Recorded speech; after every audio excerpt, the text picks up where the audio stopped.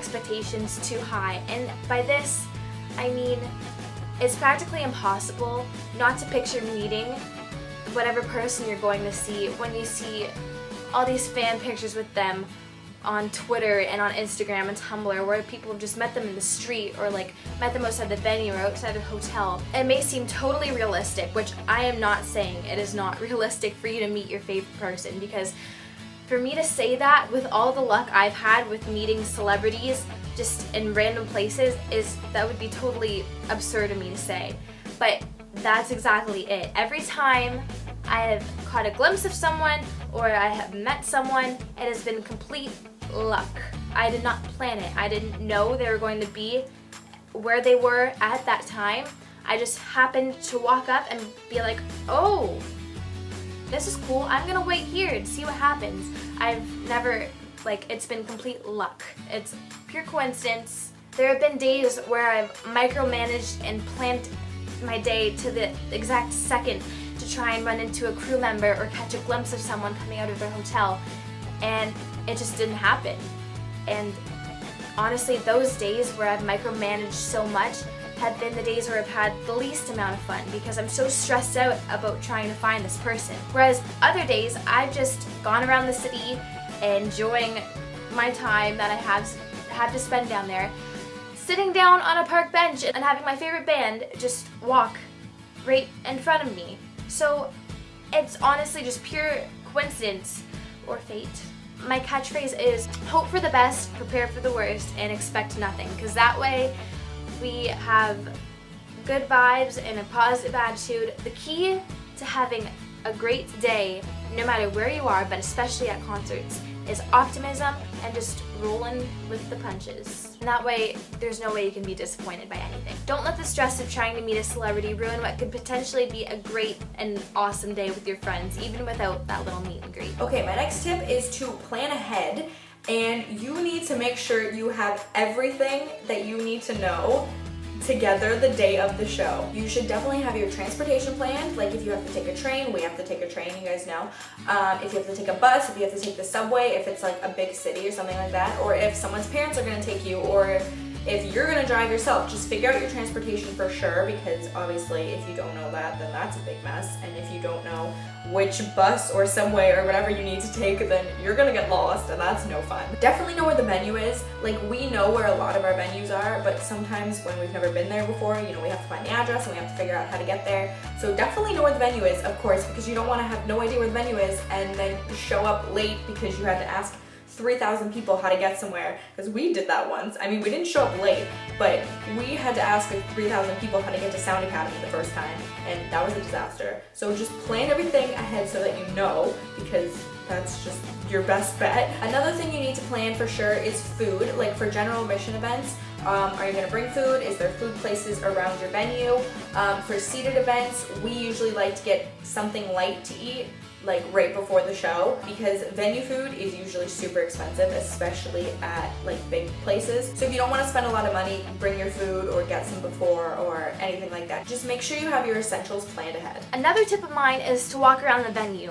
And this could seem like the most useless, weirdest, most simple tip that to many people could be common sense, but a lot of people don't do this.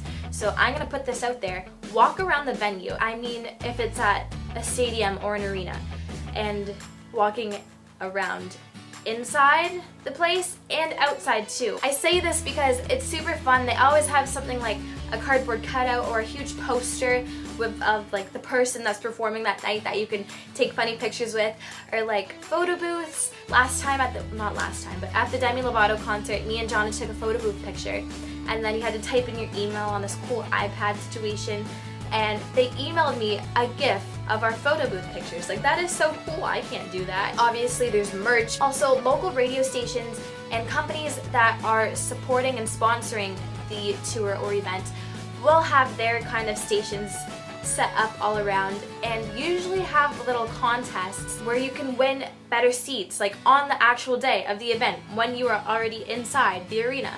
Like, I remember when I had pit seats to Taylor Swift, there were fans running in screaming and freaking out because they just won their pit seats. Like, they didn't originally have pit seats, they won from one of the local radio stations, or it was a Taylor Swift concert, so I think Keds picked them and they won their little pit seats, so that's pretty cool. Also, free samples everywhere. Like Jonna at the Justin Bieber concert, she got free makeup. That's awesome. At the Taylor Swift concert, I got to sample her brand new, never before smelled perfume. Like, I think Toronto was the first city that got to smell her new perfume, so that was really, really cool, and we got a little sample to take home with us. So yeah, always walk around the venue because you never know what you're gonna find. Lastly, I have make friends, and it's so much fun making friends at concerts because you are all there for the same reason. You have that one band or that one person that you guys all love so, so much, and you are just this big community of people who are supporting this one group or person or whatever it may be, and you're all there and you're banding together for this reason. And it's just so cool to me that like there's this whole like army of people that are there supporting this person or group or band. So you all have something in common because you're all there for the same reason, and you can talk about that, you can talk about them, you can talk about how long you've been in the fandom, other fandoms that you're in, and then you can meet up with them at other concerts if you become good friends with them, and that's really, really cool. Because I always say that fangirling brings people together, and it really does, because I've seen so many people become friends online and then they meet in person, and that's like so amazing that this, whatever it is, this group or this person, it brings people together. Like, people become really good friends from fangirling, and I just think that's totally amazing. And so just talk to people, just comment on something or whatever, like however you can. I think it's really good, and it really adds to the experience. Like, whenever we make friends, like, we're so happy at the end of the day. We're like, oh my god, those girls were so nice, or like something like that. And we always have good experiences with talking to people because you're all there for the same reason. Like, what else could you want? You were there for the same thing, and you're all going to enjoy the show that's about to happen, and it's just great. I think it's awesome. I really, really do. And then you can follow each other on Twitter and all that, and then you can like become internet friends because you already met up, and then it's just so cool to me, and it's just tons of fun. So I would definitely say make friends. Last but certainly not least is to remember to let loose and have fun. And I think personally this is the most important one of all of them. I know it feels extremely important to film and get that like one dance move that one specific band member does at that one specific part of the song, but try not to get too caught up in the details. Realize that you are fortunate enough to have your absolute favorite person in the same building as you, performing songs for that specific room of people in your own unique experience with this person that you talk about and that person that makes you smile like every single day. What? That's crazy. That's so special, and I feel like some of us forget that we're lucky enough to have this chance to experience this in person. Like, your person or people are standing right there in the flesh in front of you and not on your computer screen singing your favorite song. What I want you to do in that moment is to dance and sing exactly the way you do in your bedroom or wherever you are when no one is watching you, and forget about the girl behind you complaining about how loud you're screaming, because it does not matter. You came here and you paid. Remember that, you paid.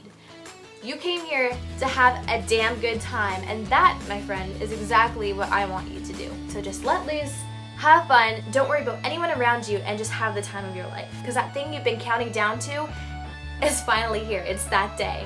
So just have tons of fun. Okay, that's all, guys. Thank you so much for watching, and I hope you remember these tips next time you go to a concert, and I want you to have the best time of your life. That's all for today's video on the Fangirl Diaries. Thanks for watching. Swaggy out.